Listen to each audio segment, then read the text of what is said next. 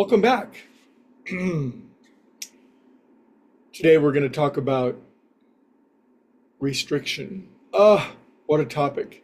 When you were a kid, were you ever put on restriction? Of course not. All the students in this class are very good kids and you were never put on timeout or restriction, but the very word itself seems to be repugnant. We don't like to feel restricted, and yet we are finite beings.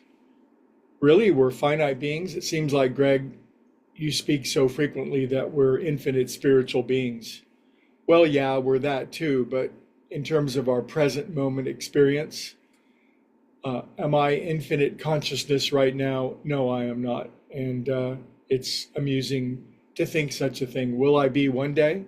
It holds out as a beautiful hope and promise. And I have the deepest faith that at my innermost core, of course, my soul will evolve into union with the infinite, whatever that is. I can scarcely begin to even imagine. This is why we hire the poets and the artists. But it's not unusual for me, and you can tell me what you think, to feel restriction. What are some other words for restriction? Limitation, frustration, aggravation, even anger sometimes at the feeling that there's so much more to life that I could be experiencing than what I'm experiencing right now. Now, is this to say that I'm not content, that I'm not grateful? No, it's not. It's life is a mixed bag. It's never just one dominant emotion.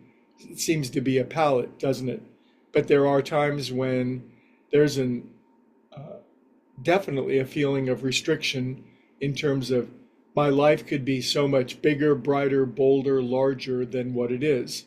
Now, I'm not sure how many other people feel that way, but I think spiritual people frequently feel that way because we're finite beings and yet our true nature is infinite. So we're always expanding, we're always growing, we're always pushing out into new territory. And as we run into these boundaries, these barriers between who we are and who we're becoming, there's this natural, organic, spontaneous sense, I believe, that, wow, I feel restricted, boxed in, or it's not hard to look out in the world and use my comparative brain to see others who are getting more of the things that I would like to have. And that's a whole nother can of worms, but we won't go there today. But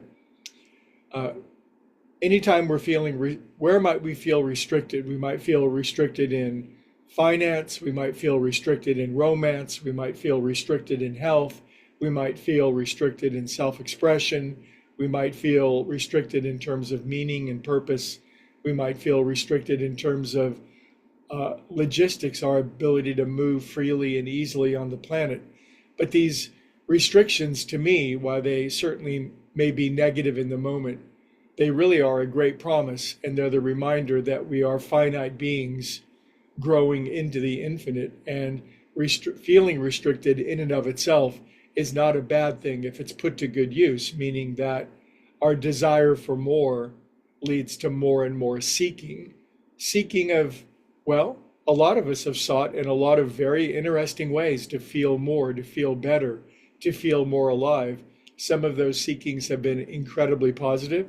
Some have been temporarily destructive, but at least it was fun while we were doing it, then fun with problems, if you get what I mean. But it's this being impelled from the inside that we are pushing out into always new realities that keeps us seeking and growing and moving. And it does remind us we are infinite beings, but our current nature is finite, and that we are waking up and we're conscious enough to know of how much more there is available for us, and the value and the importance and ultimately the opportunity to continuously seek. So if you're feeling restricted today, perhaps one page of journaling of what the restriction is and how you might employ your creativity to seek relief, to receive a breakthrough. I pray a breakthrough for you today. Anyway, see you tomorrow.